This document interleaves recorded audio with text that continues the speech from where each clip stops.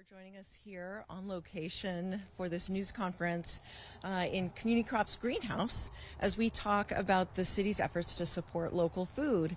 With me this morning are City of Lincoln Chief Sustainability Officer Kim Morrow and local food advocate Tim Rinna and Community Crops Farm Program Specialist Shahab Bashar. And I also just want to acknowledge and thank Anna Edding, one of my colleagues, for all of her work to get us to this moment, and to David Carey, our planning director as well, and to all the members of our local food plan committee. Today is a very special day on the calendar. It's the first day of spring. Now, you might not realize that looking at all the snow on the ground outside, but we know that it's coming and that spring is a time of bright sunny days and fresh new beginnings. It's also a wonderful time for us to get out and start working on our gardens.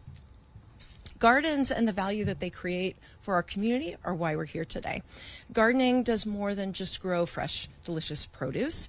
Homegrown gardens provide fresh, affordable food, support local growers, and strengthen community connections. Today we're here to showcase a new effort that aims to amplify these benefits for our community members and strengthen our local food system. This morning, I am thrilled to announce a new urban gardens policy proposal. And this policy proposal is part of my administration's broader Resilient Lincoln initiative, and it aligns with Lincoln's local food plan, and it helps make homegrown produce more accessible to all. If approved by the Lincoln-Lancaster County Planning Commission and the Lincoln City Council, the new urban gardens policy proposal would make it easier for community members to grow their own food on their property and even sell their produce in a limited neighborhood-friendly way.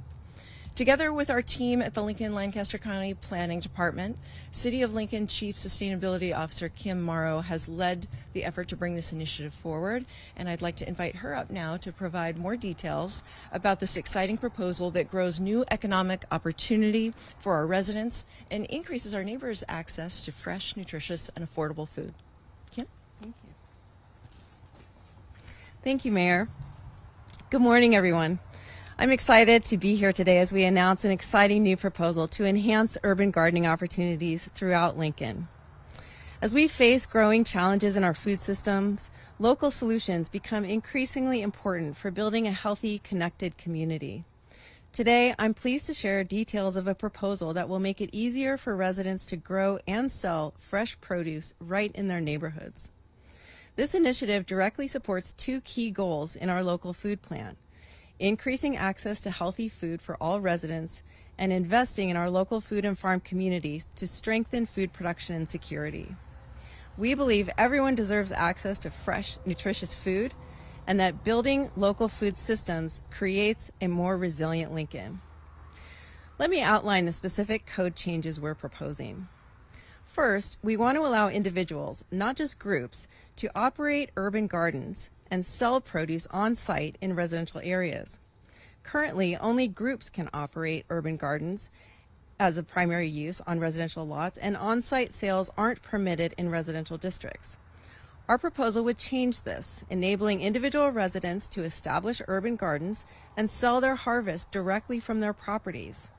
Sales would be limited to 8 days per calendar year and 8 days per calendar month and 30 days per calendar year. Second, we're proposing to include urban gardening as an approved home occupation. This means growing food for sale would join the list of permitted home-based businesses in Lincoln, creating new economic opportunities for our residents while increasing local food production. These proposed code changes will be considered by the Planning Commission on April 16th and by the City Council on May 5th. This proposal will likely lead to more Lincoln residents growing and selling more local food. But beyond just increasing quantity, we're excited about the diversity of foods that will become available. Lincoln is home to people from around the world, bringing rich cultural traditions, including unique agricultural knowledge. Many residents have strong cultural connections to specific foods from their heritage. This proposal will allow neighbors to grow and share specialized produce that might otherwise be difficult to find locally. Imagine walking down your street and finding a wonderful variety of fresh produce that you can take home, all grown by your neighbors. These gardens will become places where we celebrate the cultural diversity that makes Lincoln special. In closing, this proposal represents a simple but powerful change that aligns with our resilient Lincoln values while creating economic opportunities and strengthening community bonds. From backyards to dinner tables, we're planting the seeds today for a more vibrant, connected, and deliciously diverse Lincoln tomorrow. Thank you. Kim, thank you so much for your leadership. We're going to hear now from a pillar of our community's local food system, Tim Rinna. Years ago, Tim and his wife, Kay, helped launch an urban gardening movement in their Hall 8 neighborhood, and his passion and enthusiasm for local food has helped nurture our interest in it ever since. And just a few minutes ago, we were saying, you're not just an advocate, you're like the godfather of local food in Lincoln. I guess that makes you the godmother, Kay. If you haven't seen his TEDx Lincoln talk about it, you should Google it and watch, because I think what I remember most about it, it's so much more than gardening. I think you're going to get that message here today. It's about the relationships and the way that community becomes stronger when you're gardening alongside your neighbors. Tim? Great. Thank you, Mayor. I was a lot younger in that video, too. All right. Good morning, folks. And thank you for joining us in the launch of this literally groundbreaking initiative to promote economic growth all across Lincoln, right down to the residential lot. With Mayor Gaylor Baird's Urban Gardens policy proposal, local food production is assuming its rightful role as an engine of economic prosperity and building a strong, healthy community. And let's be clear, food production and consumption is really big business. Everybody eats, and the city of Lincoln hosts 300,000 eaters who need regular meals. According to the U.S. Department of Agriculture, our capital city requires over 1.5 million pounds of food every single day, without fail, to meet the dietary needs of our inhabitants. So there's a built-in market for any food that we can grow. And as we're all daily reminded, food prices have been increasing, up 27% over the past 5 years and rising nationwide. Thus, some homegrown competition would be a welcome development. But there's one more reason this Urban Gardens policy proposal is so vital for our local economic prosperity. A whopping 90% of the money Nebraskans annually spend on food, 90 cents on every dollar, leaves the state. And why is that? Because the overwhelming majority of the food we're buying, whether at the grocery store, a restaurant, or a vending machine, isn't grown or produced here in Nebraska. It's shipped in from out of state. And this is never more true than with fresh vegetables and fruits, the perishable foods that supply the majority of the vitamins and minerals in our diet, but have a short shelf life and are accordingly some of the most expensive items to buy. It's these fresh foods that Lincoln residents will now be able to grow right here in the city for sale to their neighbors, grocery stores, and restaurants.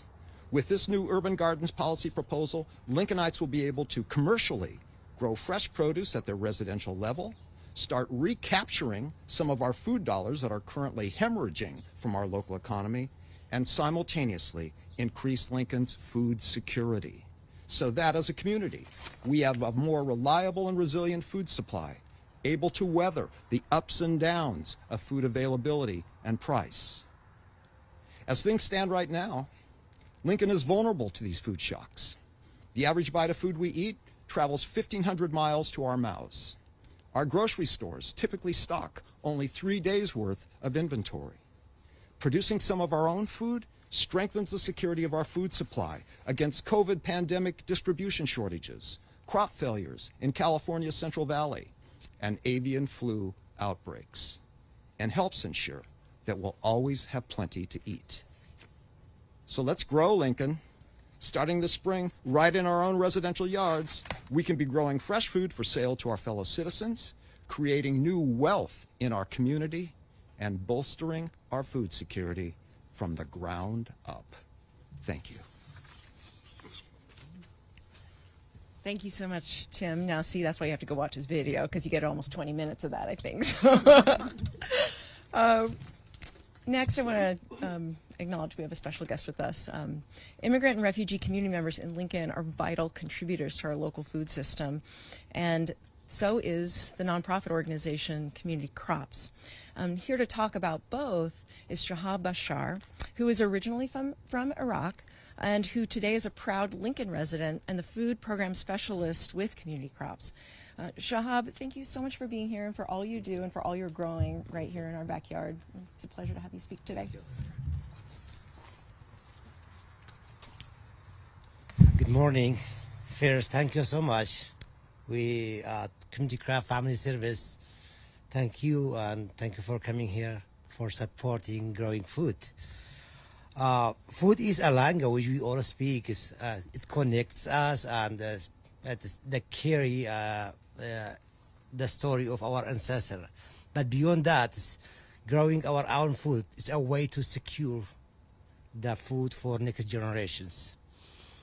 The future that is safe, healthy, and rich in cultural heritage. Here in Lincoln's, we are fortunate to have many very diverse communities, farmers, gardeners, home growers, and whom are part of Community Crops.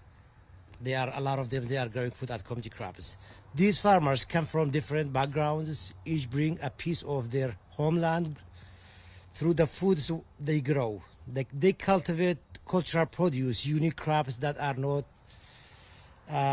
only staples in their own kitchen, but also a way to introduce their tradition to the people of Lincoln.